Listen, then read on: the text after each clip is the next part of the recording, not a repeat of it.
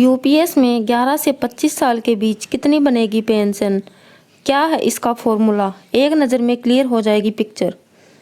सरकार ने कर्मचारियों के लिए पेंशन का नया प्रारूप पेश किया है।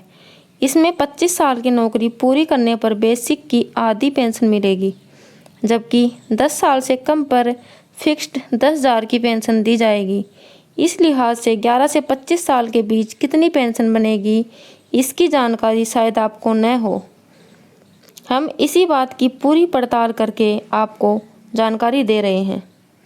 2 दशक से पेंशन को लेकर चल रहे विरोध और आंदोलन को समाप्त करने के लिए मोदी सरकार ने यूनिफाइड पेंशन स्कीम यूपीएस नाम से नया फॉर्मूला पेश किया है। इसमें कहा गया है कि अगर कोई कर्मचारी सर्विस 25 साल पूरे करता है तो उसे रिटायरमेंट पर बेसिक का 50% पैसा पेंशन के रूप में दिया जाएगा। यूपीएस में ये भी प्रावधान है कि 10 साल या उससे कम समय तक नौकरी करने वाले कर्मचारियों को 10,000 रुपये की निश्चित पेंशन दी जाएगी। लेकिन सबसे बड़ा सवाल ये है कि 11 से 25 के बीच में सर्विस करने वालों की पेंशन कैसे तय की जाएगी।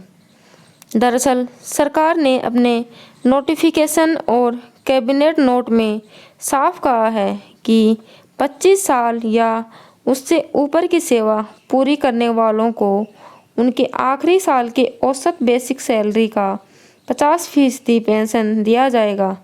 इसी तरह 10 साल या इससे कम की सर्विस वालों को 10,000 की फिक्स्ड पेंशन मिलेगी। वहीं 11 से 25 साल के बीच में सर्विस पूरी करने वालों के लिए एक अनुपात पेश किया है। हम आपको इसी अनुपात के आधार पर बता रहे हैं कि कितनी पेंशन बनेगी, क्या होगा इसका फॉर्मूला। विश्लेषकों का कहना है कि इस तरह के मामलों में पेंशन निर्धारित करने को लेकर 7वें वेतन आयोग में एक फॉर्मूला दिया गया था।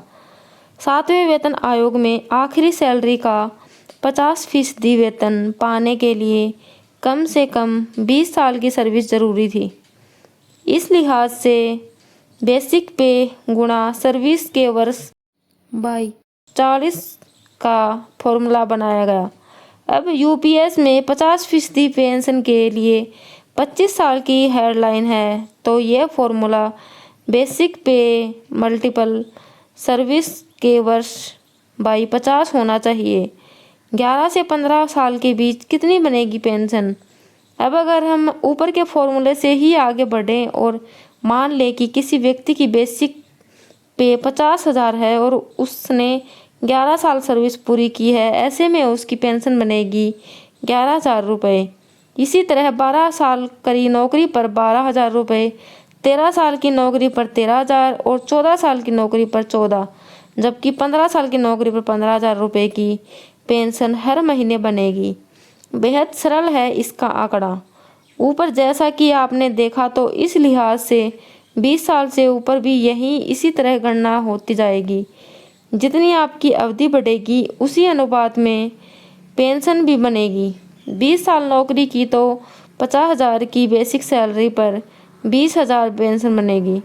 21 साल की नौकरी पर 21,000, 22 साल की नौकरी पर 22,000, 23 साल की नौकरी पर 23,000, 24 साल की नौकरी पर 24,000 और 25,000 की नौकरी तो बेसिक का 50% यानी 25,000 आपकी पेंशन हो जाएगी। इन सभी राशि पर आपको अगला जो भी डीए बढ़ाया जाएगा वह आगे मिलता जाएगा।